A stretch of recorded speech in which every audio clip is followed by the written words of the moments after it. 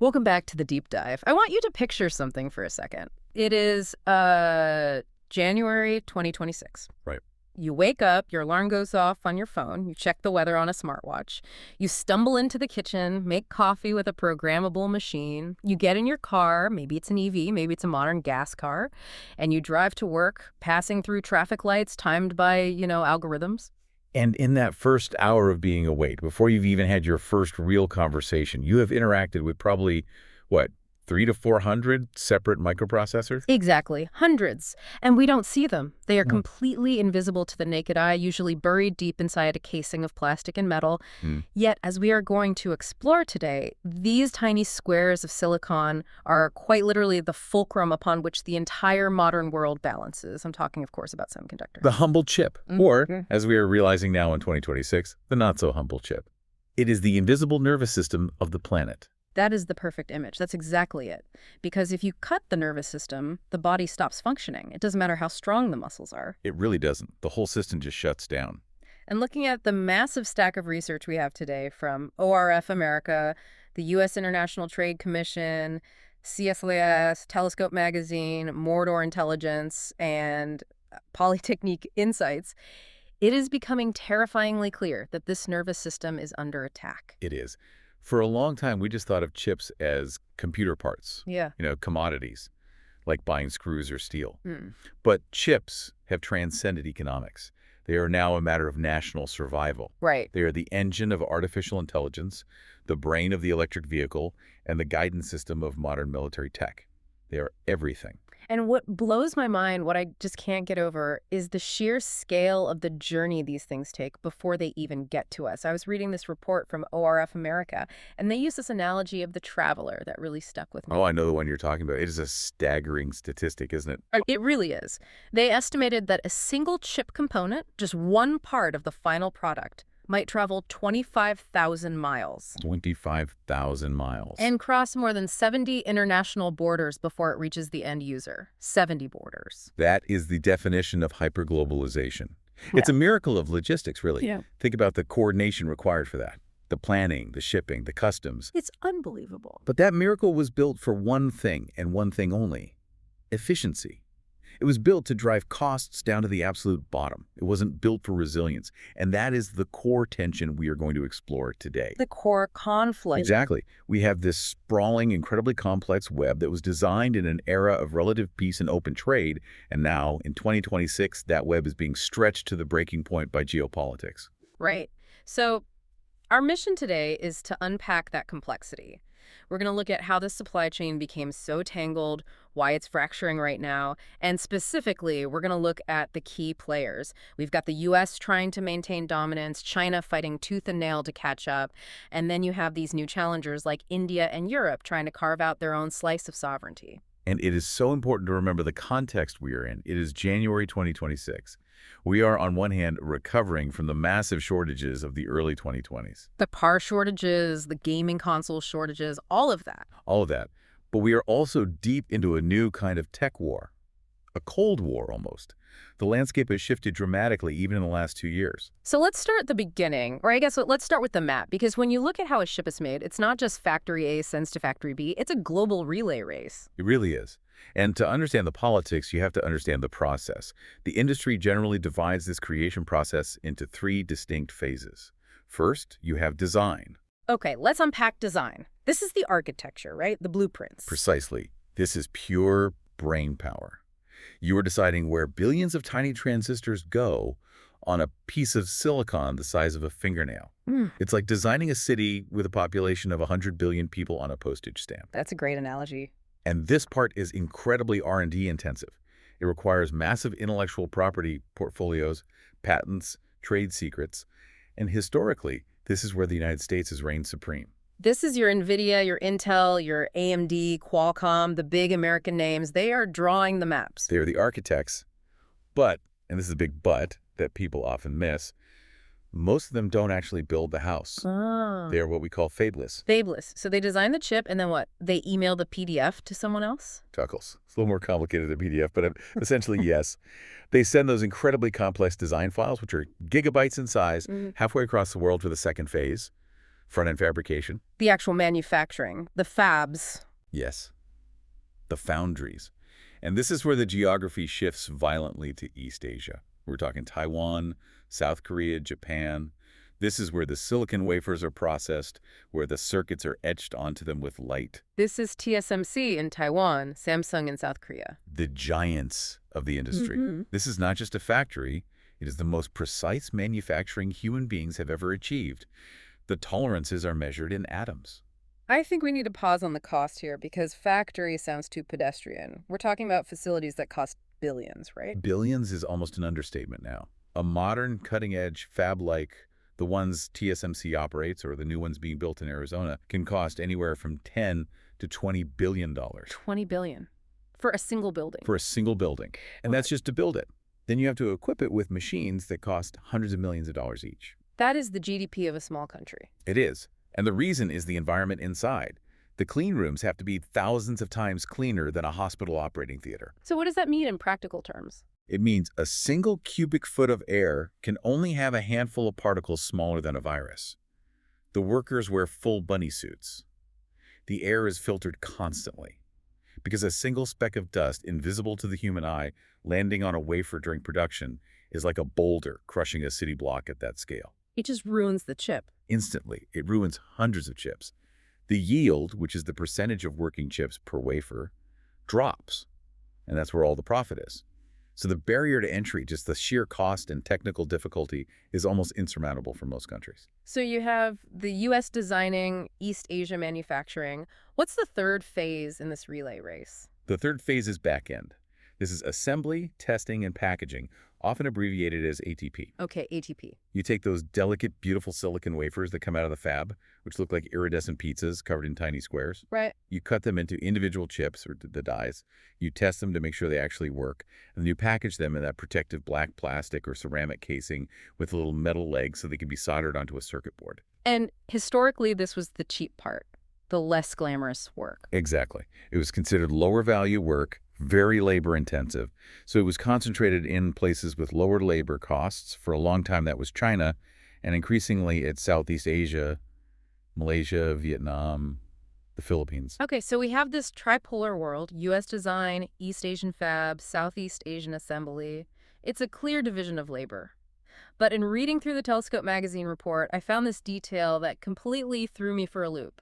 It just seemed so out of place. I think I know what you're going to say. We're talking about high-tech, billion-dollar facilities, lasers, quantum physics, and then suddenly, Ajinomoto. I love this detail. It is one of those facts that highlights just how weird and interconnected and fragile this supply chain really is. The MSG company, the company that makes food seasoning. I saw the name and thought it had to be a typo. The very same. It turns out, back in the day, Ajinomoto was doing research on the chemistry of amino acids, which are byproducts of their food fermentation process. And they stumbled upon a resin, a type of insulating film, that had these perfect properties for electronics. What kind of properties?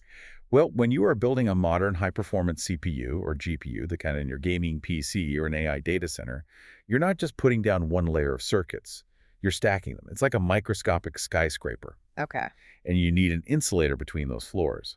And that insulator has to be incredibly thin. It can't expand or contract much with heat, and it has to be perfectly flat. And this film they developed was the answer. So from soup seasoning to supercomputers. Exactly. It's called Ajinomoto Buildup Film, or ABF. And today, that same food company is the largest supplier of these advanced packaging substrates in the world, something like 90% of the market. That is wild. You could have a global shortage of high-end gaming PCs or AI servers because a food seasoning company had a production hiccup. It illustrates the choke point problem perfectly. The entire industry is riddled with these bottlenecks. We talk about Ajinomoto, but the most famous one, the one everyone in geopolitics is focused on, is arguably lithography. ASML, the company in the Netherlands. ASML, they are the sole supplier, literally the only company on Earth that makes the extreme ultraviolet or EUV lithography machines. Right, I've heard of these. They're the machines that print the circuits on the silicon. That's a good way to put it. They use light to etch the patterns of the chip's design onto the silicon wafer. But to make the transistor smaller and smaller, to keep Moore's law going, you need to use light with a shorter and shorter wavelength. Let's break down why EUV is so special. I mean, it's just light, right? How hard can it be? Well, light is doing a lot of heavy lifting there. Yeah. To create the patterns on the most advanced chips, the ones under 7 nanometers, you need light with a wavelength so small it's almost an X-ray. It doesn't actually exist on Earth. It's absorbed by almost everything, including air. So how do you make it? It's an insane process. Inside the EUV machine, which operates in a perfect vacuum, they fire a high-powered laser at a tiny droplet of molten tin as it falls. Molten tin. Yes, they hit the droplet twice. The first laser pulse flattens it like a pancake, and the second, more powerful pulse vaporizes it into a super hot plasma, which then emits the EUV light. And they do this. How fast? 50,000 times a second. A continuous stream of falling tin droplets, each one blasted by a laser 50,000 times a second. That is science fiction. That is absolute magic. There's no other word for it. And that magic happens in a machine the size of a city bus that costs $300 million. It has over 100,000 parts, sourced from hundreds of companies all over the world. And only one company, in one town in the Netherlands, knows how to put it all together. So if ASML stops shipping? Moore's Law essentially stops. The cutting edge of chip manufacturing grinds to a halt. It is the ultimate choke point. And it's not just the machines, right? The whole ecosystem is full of these dependencies. I was reading about the chemicals and gases. Absolutely. Japan, for example, absolutely dominates the market for photoresists. And photoresists are. They're the light-sensitive chemicals that are coated onto the silicon wafer. The EUV light shines through a mask onto this chemical layer, and that's what creates the pattern that gets etched. It's like the film in old-school photography. And Japanese companies have a near monopoly on the high-end versions. And then you have the noble gases. Remember when Russia invaded Ukraine? Yeah, supply chains went crazy for everything. Wheat, oil. Well, one specific reason the chip industry panicked was neon. Before the war, Ukraine was a major global supplier of purified neon gas. Why Ukraine? That seems so random. It was a legacy of the Soviet steel industry. Neon is a byproduct of large-scale air separation, which is part of steel manufacturing. Ukraine had these old, massive Soviet-era steel plants with the infrastructure to capture and purify it. And what do you need neon for? This neon is used to power the deep ultraviolet lasers, which are used in slightly older but still critical lithography machines. When that supply was disrupted, the whole industry held its breath and had to scramble for new sources. And then, of course, there's the raw material, the dirt itself, or rather, the critical minerals that are refined from it. And this seems to be where the geopolitical map gets really red. This is where China enters the conversation in a dominant way. While they might lag in the advanced manufacturing part, they control the upstream. The USITC report highlights this very clearly. China produces about 98% of the world's gallium and 60% of refined germanium. 98% of gallium. That's not a market share. That's a monopoly. It's a stranglehold. Gallium and germanium. These aren't household names like lithium or cobalt. Why are they so important? They should be. You cannot make high-speed radio chips, optoelectronics, or military radars without them. Gallium nitride is essential for 5G towers and advanced missile defense radars like the Patriot system. Germanium is critical for fiber optics and thermal imaging, like in night vision goggles. So the U.S. military's most advanced sensors depend on a material that is almost exclusively processed in China. That is the uncomfortable truth, yes. So we have a system that is, as one of the reports calls it, a miracle of fragile efficiency. We built a Ferrari engine, but we're running it on a road full of potholes. A road full of potholes where different countries control the gas stations, the tires, the GPS, and the steering wheel.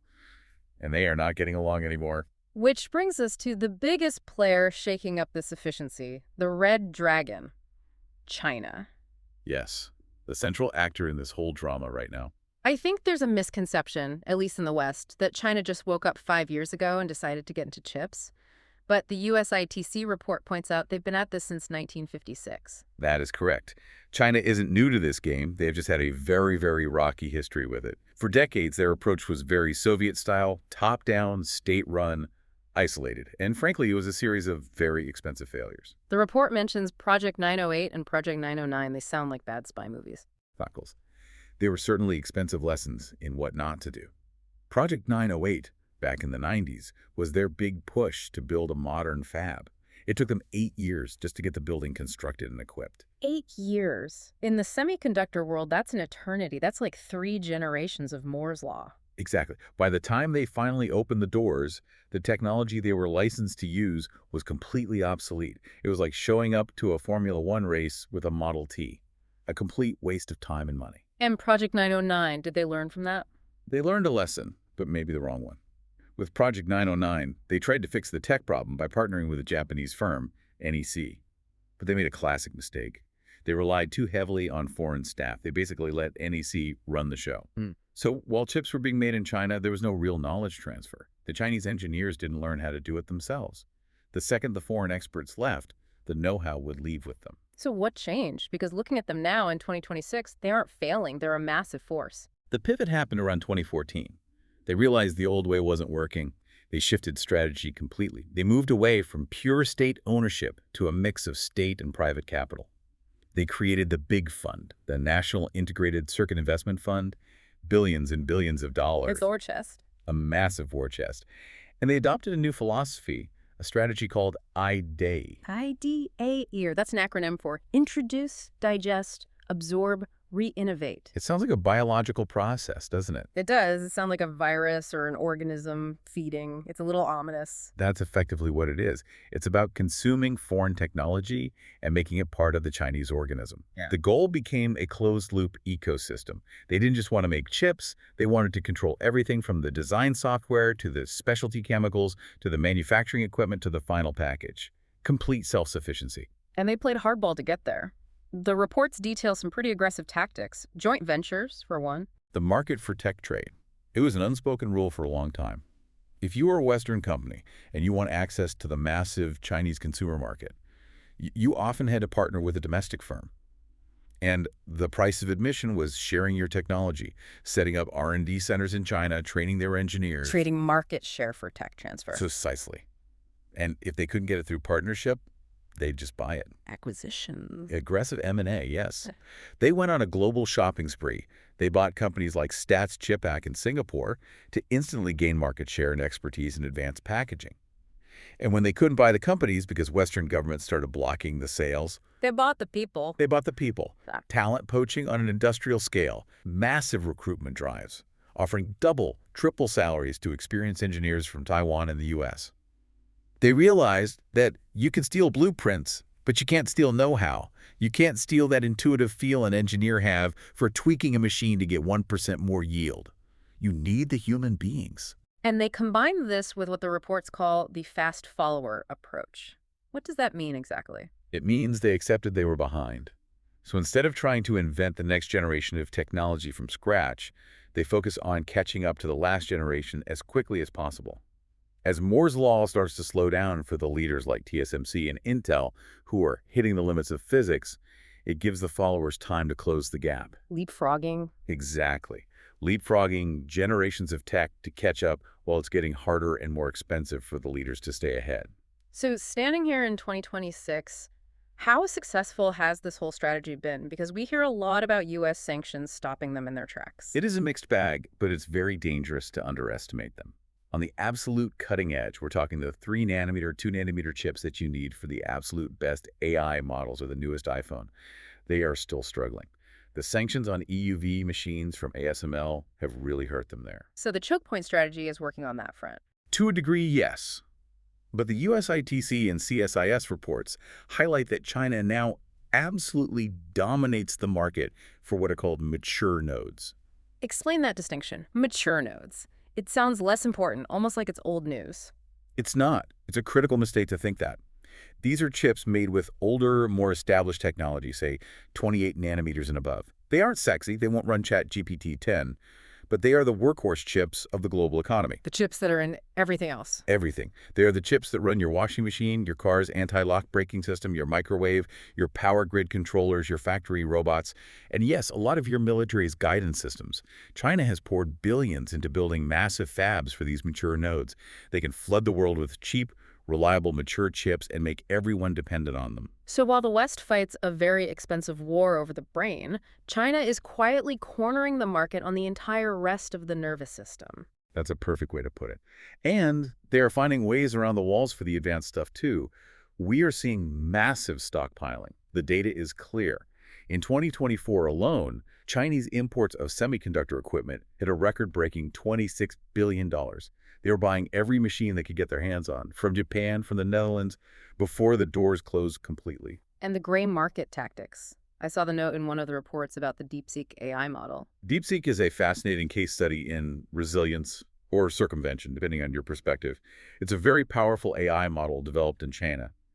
By all accounts, it should have been impossible to train, given the U.S. sanctions on high-end NVIDIA chips. So how did they do it? A few ways. One is using cloud computing. They rent access to server farms outside of China that have the chips they need.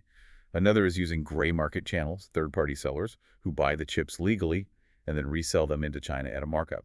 The supply chains are so complex, it's very hard to plug every single leak. So containment is leaky. Very leaky. It shows that you can slow them down, you can make it more expensive for them, but stopping them entirely is incredibly difficult. Their determination is absolute. This brings us squarely into the tech war. This isn't just economic competition anymore. It's the weaponization of the entire supply chain. The U.S. isn't just trying to run faster. They're actively trying to trip the other runner. That's the choke point strategy in a nutshell. The U.S. looked at the map we discussed earlier and realized we control the design software, our allies in Europe control the most advanced machines from ASML, and our allies in Asia control the most advanced manufacturing. If we all coordinate, we can effectively cut China off at the knees. And that's what we've seen with the export controls on AI chips and GPUs, first from NVIDIA, then from AMD. Specifically, targeting the chips needed for military AI development and for building supercomputers. The US, Japan, and the Netherlands have coordinated, to some extent, to restrict China's access to both the tools and the most advanced chips themselves. But there's a cost to this, isn't there? The U.S. firms, they're losing a lot of money. China was a huge market. Huge amounts. The reports estimate a market cap loss of around $130 billion for U.S. firms in the immediate aftermath of some of these controls. China was their biggest and fastest growing customer. You were effectively telling your star players you were no longer allowed to sell to your biggest buyer. So the big question is, does it work? Is it actually stopping China's military AI progress, which is the stated goal? That is the multi-billion-dollar question, and the experts are divided. The consensus seems to be this. It slows them down, it imposes a friction cost, it makes everything harder, slower, and more expensive for China. They have to spend years and billions of dollars trying to replicate technology they could have just bought off the shelf. Right. But, and this is a very big but, it also pours gasoline on the fire of their drive for independence. It validates their narrative that they can't trust the West. It forces them to de-Americanize their supply chain faster and more completely than they would have otherwise. So in trying to slow them down today, we might be creating a much more formidable, completely independent competitor for tomorrow. We are essentially forcing the bifurcation of the tech world, creating two separate, parallel, and likely incompatible technology stacks. And China isn't just sitting back and taking it. They're hitting back with their own choke points. Remember those critical minerals? Gallium and germanium. Right. In a direct response to U.S. chip controls, China slapped export controls on those. You now need a license to export them. Prices doubled, even tripled overnight. It was a clear warning shot. A shot across the bow. A very clear one. You cut off our access to advanced chips, we can cut off your access to the raw materials you need to make your chips. They also put restrictions on Micron, a major U.S. memory chip maker, banning their products from critical infrastructure projects. And the iPhone and Tesla bans. Exactly. Banning usage of iPhones and Teslas near sensitive government and military facilities, citing security concerns. It's a tit-for-tat escalation. And caught in the middle of this clash of titans are other nations trying to find their footing. This brings us to a really interesting emerging player that the ORF America report focuses on heavily, India. India is the rising challenger, and their story, their real push into this space, really starts with a specific event, the Galwan Valley Clash in 2020. This was the border skirmish with China in the Himalayas. Yes, it was brutal. Soldiers died on both sides. It was a massive geopolitical shock for India. Before that, they were wary of China, but they were also deeply, deeply economically integrated. After Galwan, the mood in New Delhi shifted completely. The thinking became, we cannot be this dependent on a hostile neighbor for our critical technology. The economic dependency became a security risk overnight. Massive one. So they launched the India Semiconductor Mission, the ISM. A $10 million incentive plan. A lot of money. But we've seen other countries throw money at this and fail. How is India's strategy different? What's interesting is how their strategy differs from China's. China's trying to do everything, the whole closed-loop ecosystem. India is being much more pragmatic, much more targeted. They're looking for specific entry points in the value chain where they can compete now. And where is that? Where are they placing their bets? Primarily in two areas. First, Assembly, testing, and packaging, the ATP we talked about. Yeah. They see an opportunity to become a trusted, lower-cost alternative to China and Southeast Asia. Second, in mature node fabs. They know they can't beat TSMC at 2-nanometer chips tomorrow, Right. but they can build a 28-nanometer or a 40-nanometer fab to supply their own automotive and industrial sectors. The reports show they offer a 15–30% cost advantage over global benchmarks for this kind of work. That's very attractive. And we're seeing new hubs pop up. It's almost like a new economic map of India is being drawn around this mission. It really is. You have Bengaluru in Karnataka, which has always been the Silicon Valley of India. That remains the hub for design. R&D centers for Intel, NVIDIA, AMD. They've been there for years, tapping into India's software talent. But the new action is in manufacturing. And that seems to be centered on Gujarat. Yes, Gujarat is emerging as the manufacturing hub. Places like Dholera and Sanand.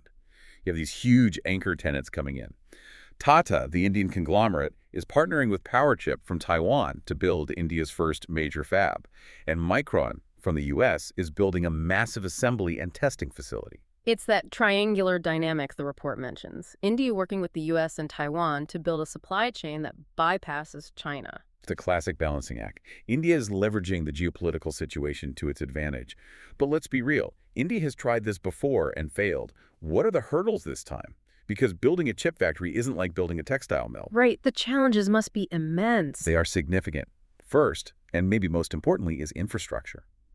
Fabs are thirsty. They need millions of gallons of ultra-pure water every single day. And let's explain ultra-pure again. This isn't just filtered water. No, not at all. It means water that has been filtered to the molecular level. It has no minerals, no bacteria, no static charge, no ions. It is so pure that if you drink it, it would actually leach essential minerals out of your body. That's how clean it has to be. It has to be, because the transistors are now so small that a single sodium ion from normal water could short out a circuit. India is still in the process of building this shovel-ready infrastructure. And power stability, I imagine that's another one. Critical. A voltage dip of just a few milliseconds can ruin an entire batch of wafers that's been in production for a month. That's millions of dollars of product gone in a blink. India needs to guarantee 99.999% power uptime, which is a tall order. And then there are the people, the human element. That is the second major hurdle. The talent gap. India graduates millions of engineers, but it lacks specialized fabrication talent. The people who know how to run these incredibly complex machines. The estimates suggest India needs to train or retrain 250,000 to 300,000 people by 2027 to staff these new facilities. That's a huge number in a very short time. A massive undertaking. Yeah. And finally, there's the supply chain itself. You can build the factory, but what about all the inputs? Right. You need the specialty chemicals, the gases, the substrates. And right now, India imports 90% of those inputs.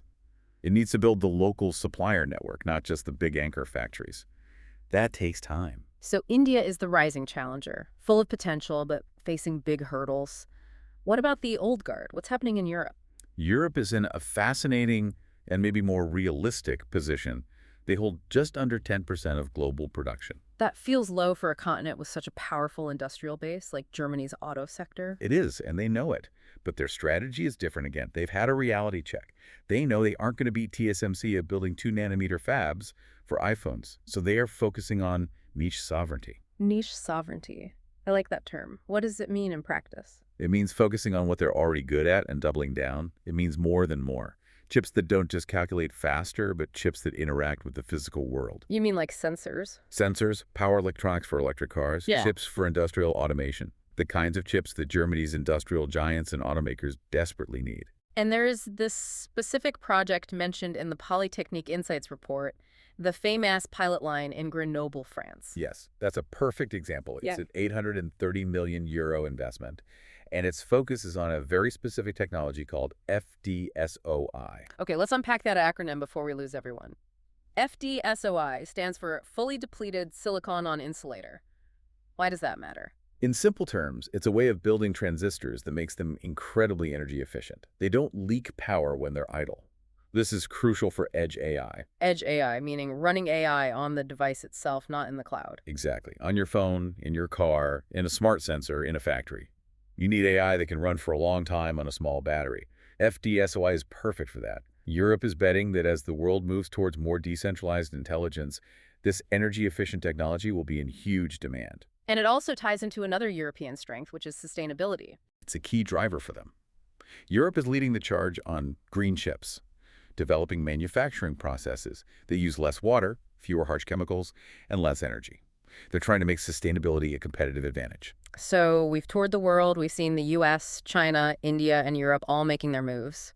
Where is this all going? Let's look at the market outlook for 2026 to 2031. The numbers are just mind-boggling. We're looking at the trillion-dollar horizon. The market is expected to reach $1.01 trillion by 2031. Trillion. With a T. It was half that just a few years ago. What's driving that explosive growth? It used to be PCs, then it was smartphones. Now there are three primary drivers. First, automotive. Cars are becoming data centers on wheels. It moved to zonal architecture. Precisely. Instead of dozens of small controllers, you have a few powerful central computers in the car. That means more and more powerful chips. Second, AI accelerators. The demand from data centers for chips that can train and run AI models is practically infinite right now. And third, the edge and IoT. Smart devices everywhere, in our homes, our cities, our factories, all needing chips. I'm also seeing a fundamental technological shift mentioned in the Mordor intelligence report, the rise of chiplets. This is a huge deal. It's a move away from building one single giant monolithic chip. Which is getting harder and more expensive. Exactly, the yields are lower. Instead, the idea is to break that big chip down into smaller specialized Lego blocks, which we call chiplets. You might have one chiplet for the CPU cores, another for graphics, another for I/O, and then you package them all together. What's the advantage of that? It lowers costs because it's easier to get a good yield on a small chiplet than one giant chip. And it allows for flexibility. You can mix and match chiplets made with different technologies. You could combine a cutting-edge 3-nanometer CPU chiplet with a cheaper, older 22-nanometer I/O chiplet in the same package. And are there new geographic players emerging that we haven't talked about? Yes. The Middle East, it's forecast to be the fastest growing region at over 8.5% growth. Sovereign wealth funds in the UAE and Saudi Arabia are pouring money into advanced packaging and design. Trading oil for silicon, a long-term strategic pivot. Exactly that. They see the writing on the wall for a fossil fuel economy and are investing their oil wealth into becoming players in the next generation economy. So let's try to synthesize all of this. The big picture seems to be that the world is moving from an era of pure globalization, where efficiency was king, To an era of resilience, where security and self-sufficiency are the new priorities. and what we're seeing is the formation of these trusted clusters. The US, Europe, India, and Japan are all trying to build a secure, redundant supply chain that either excludes China or, at the very least, minimizes their reliance on it. While at the same time, China is in a frantic race against the clock to close the loop, to build their own independent ecosystem before the technological window closes on them completely. And the so what for the listener? Why does this industry drama matter to someone just trying to live their life in 2026? Because this isn't just industry news. This dictates the cost of your next car, the capability of your next phone, and the stability of the global economy.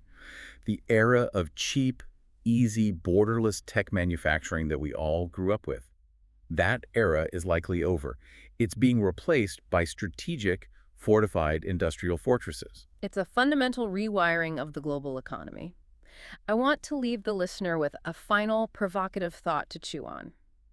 If AI is the engine of the future and semiconductors are the fuel, are we looking at a future where computing power itself becomes a restricted national resource? Just like oil reserves were in the 20th century, a source of national power that you control and deny to your adversaries. Exactly. And if that's the world we're heading into, where does that leave the countries that can't make their own fuel? That is the defining question for this century. Something to mull over. Thank you for listening to this deep dive. It was a pleasure.